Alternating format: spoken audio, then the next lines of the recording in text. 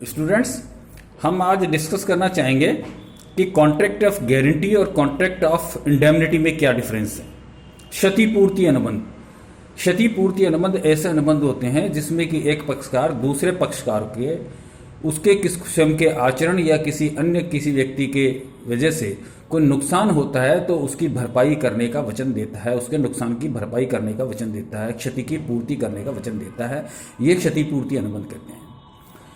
इसमें ज़्यादातर सामान्य बीमा के अनुबंध, जनरल इंश्योरेंस के अनुबंध आते हैं। फॉर एग्जांपल, आपने किसी टीवी का इंश्योरेंस करवाया और टीवी किसी इलेक्ट्रिकल फॉल्ट से खराब हो गया या नुकसान हो गया, तो ऐसी स्थिति में आप इंश्योरेंस कंपनी पे क्लेम फाइल करके और उसका पैसा ले सकते हैं। हो सकता है टीवी आपके लापरवाही से भी नुकसान हुआ हो तो भी इंश्योरेंस कंपनी आपका पेमेंट करेगी।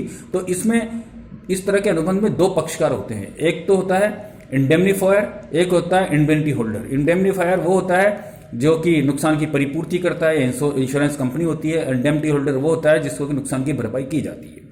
दूसरी तरफ गारंटी के अनुबंध होते हैं। गारंटी के अनुबंध ऐसे अनुबंध होते हैं जिसमें एक पक्षकार दूसरे पक्षकार को ये वचन देता है कि तृतीय पक्षकार अगर मैं वादा पूरा नहीं करेगा तो ऐसी स्थिति में उसके नुकसान की भरपाई करेगा। जैसे मैंने आपको बताया था कि ए ने बी बैंक से लोन लिया और सी ने उसकी गारंटी दी। अब ए ने अगर प्रिंसिपल अमाउंट और इंटरेस्ट का पेमेंट बैंक को नहीं किया तो सी उसकी भरपाई करेगा। ये इस तरह का अनुबंध होता है। दोनों में डिफरेंस है। दोनों में डिफरेंस क्या क्या है? एक तो महत्वपूर्ण यह है कि उद्देश्य क्या है।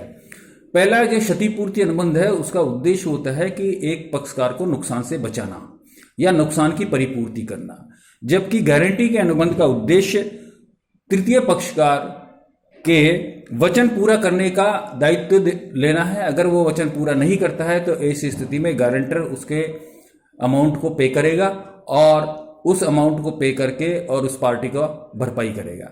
तो दोनों का उद्देश्य अलग अलग होता है। इसमें अगर मान लीजिए लोनी ने पेमेंट कर दिया तो ऐसी स्थिति में गारंटर की कोई जिम्मेदारी पैदा नहीं होगी। गारंटर की जिम्मेदारी जब भी पैदा होगी जबकि बोरोवर या लोनी लेंडर को या ऋण देने वाले व्यक्ति को भुगतान नहीं करेगा। इसमें पक्षकारों की संख्या में भी अंतर है। आपको पता है कि जो क्षतिपूर्ति अनुबंध होते हैं उसमें दो पक्षकार होते हैं, इंडेमनिटी होल्डर और इंडेमनीफायर, या क्षतिपूर्ति करने वाला या क्षतिपूर्ति धारक। जबकि गारंटी के अनुबंध में तीन पार्टी होती है, प्रिंसिपल डेटर, क्रेडिटर और गारंटर।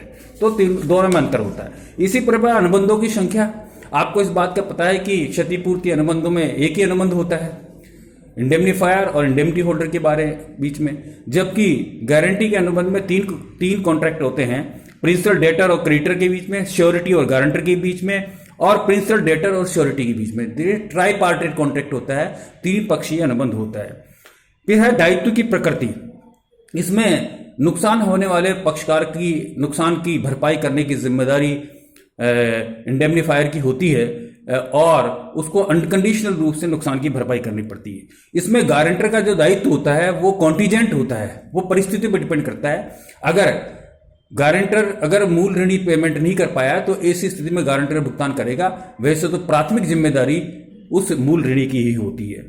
वाद प्रस्तुत करने का अधिकार, इसमें जिसमें जो क्षतिपूर्ति करने वाला पक्षकार है उसको वाद प्रस्तुत करने का अधिकार नहीं होता है। अगर वाद भी प्रस्तुत किया जाता है किसी नुकसान करने वाले का तो ऐसी स्थिति में वो इंडेमनिटी होल्डर के नाम से ही प्रस्तुत किया जाता है। इसमें गारंटर को अपना वादा पूरा करने के बाद मूल ऋणी पर वाद प्रस्तुत करके उस राशि को वसूल करने की पावर्स होती है।